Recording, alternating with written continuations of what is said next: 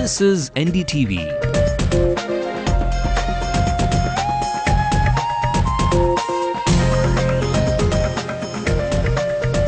And you're watching NDTV Hindu.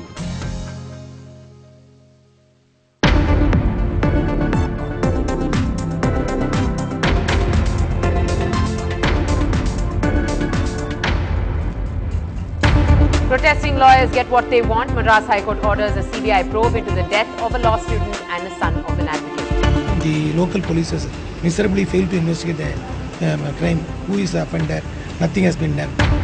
Flash news on the oil companies. NDTV Hindu discovers that fuel adulteration lowers the flash point, thus more likely to inflame. What happens is, the lower the flash point, the easier it is for to ignite. A day after Rajnikant praises Amma's victory, he turns the politically correct leaf. Consoles Karunanidhi today, says that he's been through tough times. Still no consensus on the uniform syllabus. Children continue to learn on activity basis.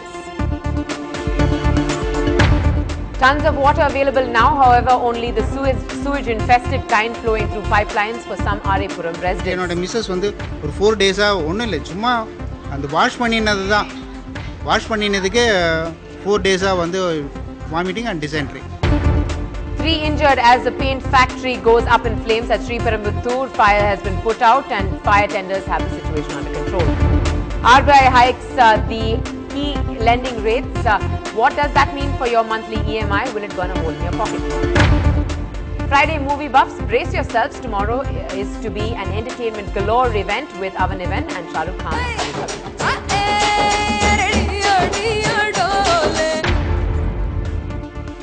Welcome to NDTV Hindu. You're watching the late night news with me, Natasha Doraiswamy. Before we take you through the latest details on those top stories, here's a look at the national headlines.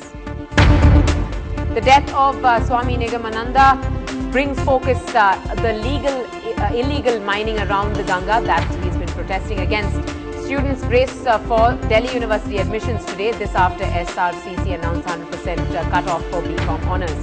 Infosys founder Narayan Murthy says that the UPA's handling of the Lokpal bill has been sad. Given the stature of its leaders, they could have done a better job. An Indian Navy warship will escort MV Suez to safe shores. 6 Indians on board have earlier complained that the Navy wasn't helping.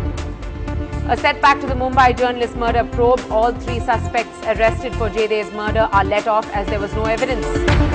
The story of a group of girls from Bihar who have made it big in sports and forced their male-dominated community to take notice. Our top story tonight, NDTV Hindu has been the first channel to receive the reactions from the father of the deceased Satish Kumar, who was allegedly murdered by police officials. This battle for justice continues for advocate Sankara Subbu, the father of Satish Kumar, whose death is now being investigated by the CBI after the Madras High Court today directed the CBI to probe into this murder case. The judgment given by the Madras High Court says that while the autopsy report establishes cut injuries in the throat of the deceased and several other external injuries, the top police officials had maintained that there were no external injuries in the body of Satish Kumar. The judgment mentioned that the top police officials were found telling the media something contrary to what was found later in the post-mortem, which made this case fit to be transferred to the CBI.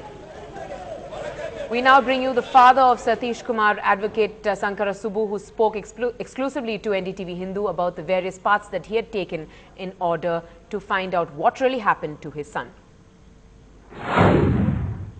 And then they did not do any effective investigation.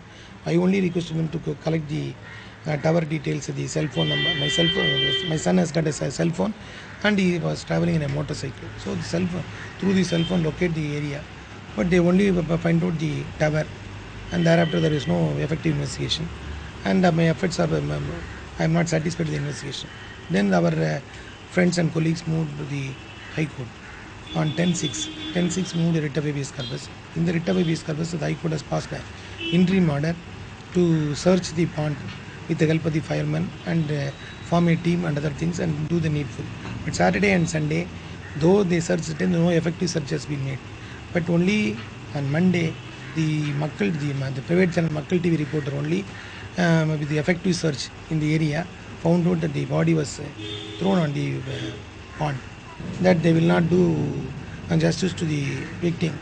So they thought it fit to refer the matter to the CBI on two grounds. Mainly that is the police officers are involved. And so far that past 7 or 8 days, there was the local police has miserably failed to investigate the crime. Who is the offender? Nothing has been done. So that is, we have no faith in the local police. That is number one. Number two, even after retrieving the body, there was external injuries.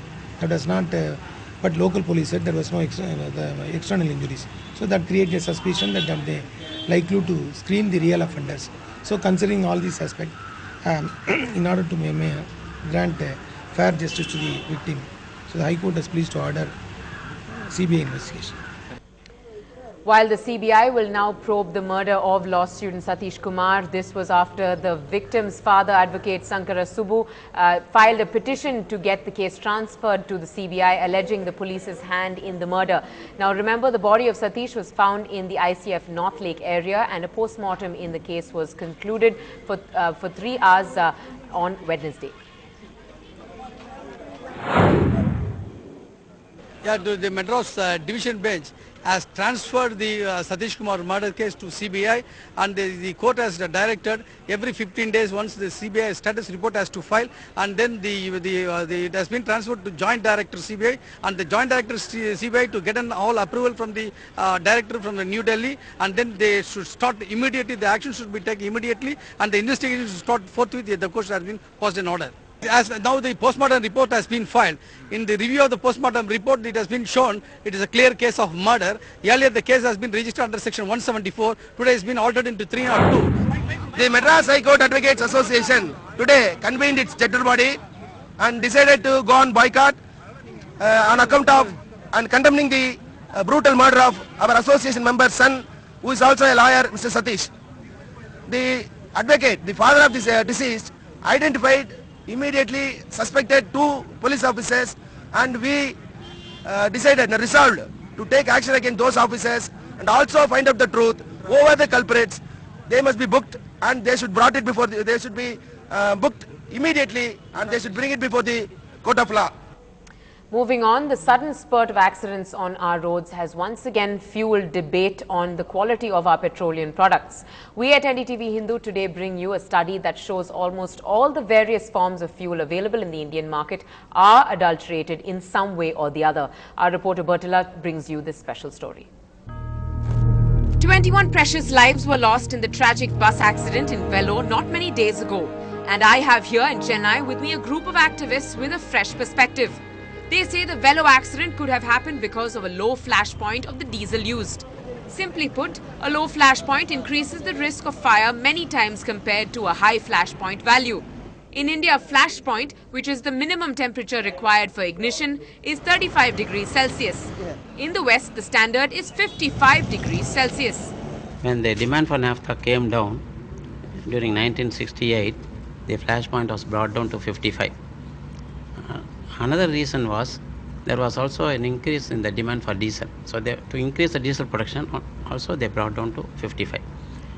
Then in 1985, surprisingly, it was brought down to 32, which was even less than the flash point of kerosene. The flash point of diesel is being revised depending on the market conditions and the demand for the diesel and profitability. Experts say adulteration of diesel is a parallel business in India.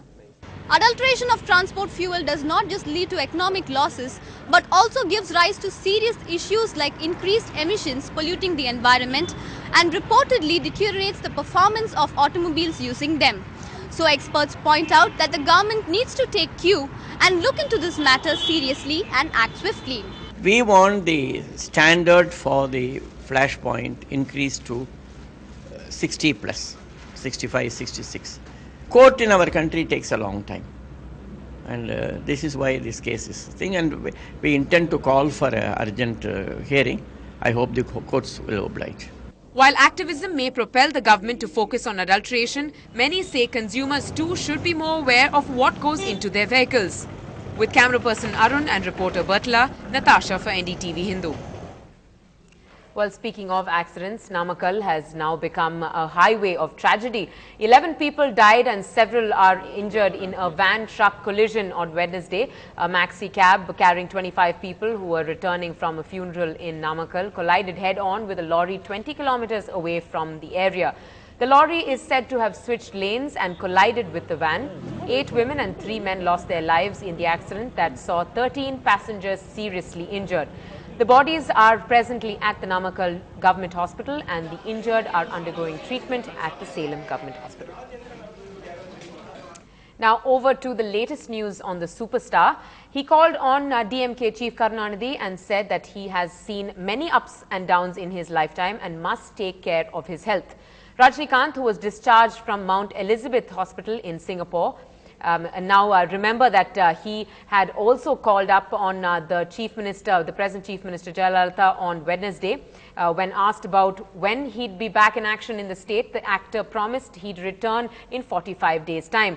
This is the first time Rajnikant spoke to Amma after her landslide victory in May and also congratulated her for the same. The big question now is the superstar leaning towards being politically correct all the way by congratulating Jayalalitha on one hand and consoling Karunanidhi on the other?